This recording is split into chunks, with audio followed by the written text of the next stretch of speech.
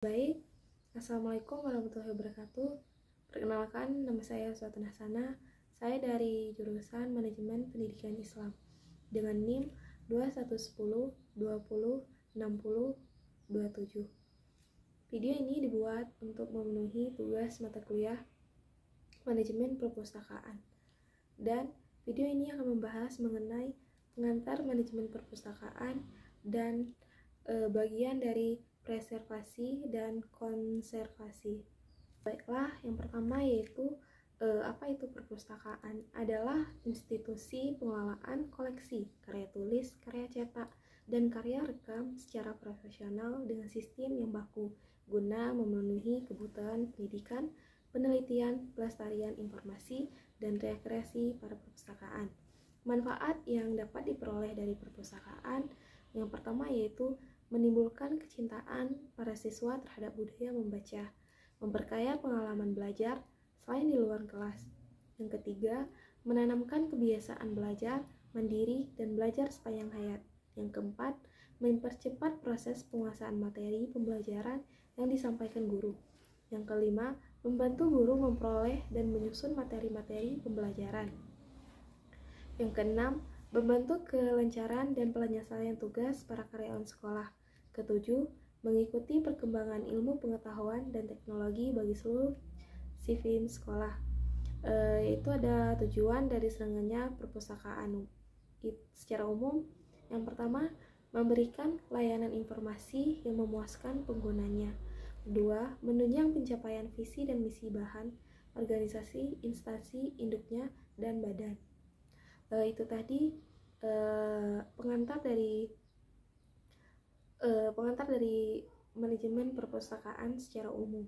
Baiklah, di sini saya akan membahas preservasi terlebih dahulu, yaitu upaya pelestarian yang sifatnya menjadi koleksi untuk tetap utuh seperti kondisinya.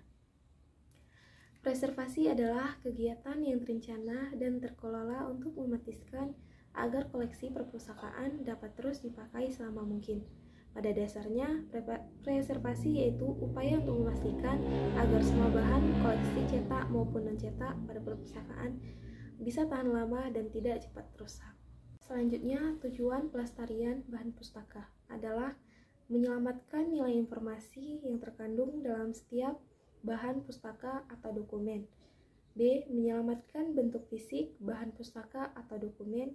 C. Mengatasi kendala kekurangan ruang.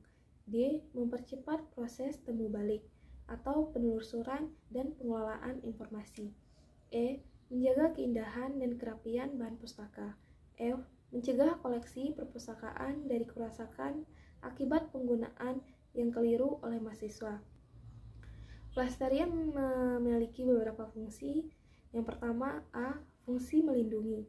Bahan pustaka dilindungi dari serangga, manusia, jamur, panas matahari, air, dan sebagainya. B. Fungsi pengawetan. Dengan dirawat baik-baik, bahan pustaka menjadi awet, bisa lebih lama dipakai, dan diharapkan banyak perpustakaan dapat menggunakan bahan pustaka tersebut. C. Fungsi kesehatan. Dengan pelestarian dan perawatan yang baik, bahan pustaka menjadi bersih, bebas dari debu, jamur, sumber, dan serang sebagai penyakit. Yang kedua, fungsi pendidikan. Pemustaka dan pemustakawan sendiri harus belajar bagaimana cara memakai dan merawat dokumen.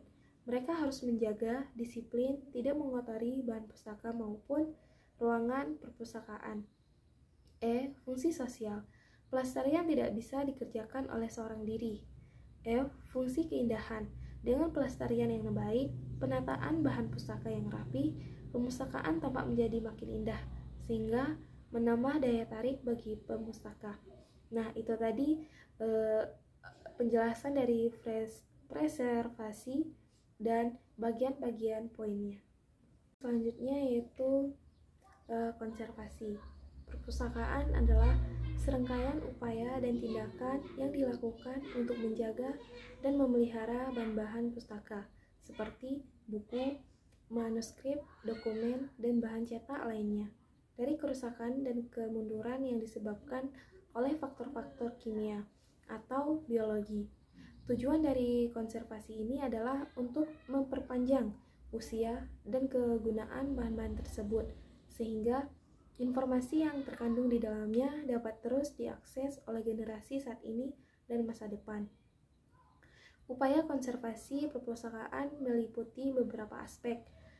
Pencahayaan melindungi bahan-bahan dari faktor yang dapat menyebabkan kerusakan, seperti kelembapan, suhu, cahaya, serangan hama, dan pencemaran.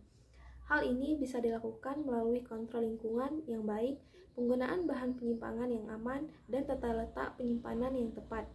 Selanjutnya, perawatan, melakukan pembersihan dan pemeliharaan berkala untuk memastikan bahan-bahan tersebut tetap dalam kondisi baik.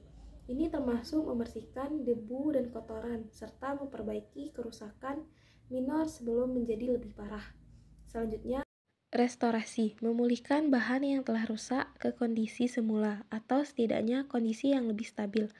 Restorasi bisa melibatkan perbaikan fisik seperti memperbaiki halaman yang sobek, mengganti ikatan yang rusak, atau menghilangkan jamur.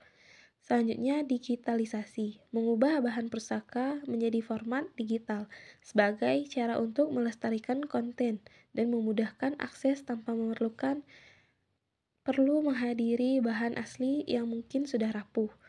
Terakhir, konservasi perpustakaan memerlukan keahlian khusus dan seringkali dilakukan oleh profesional yang terlatih di bidang konservasi.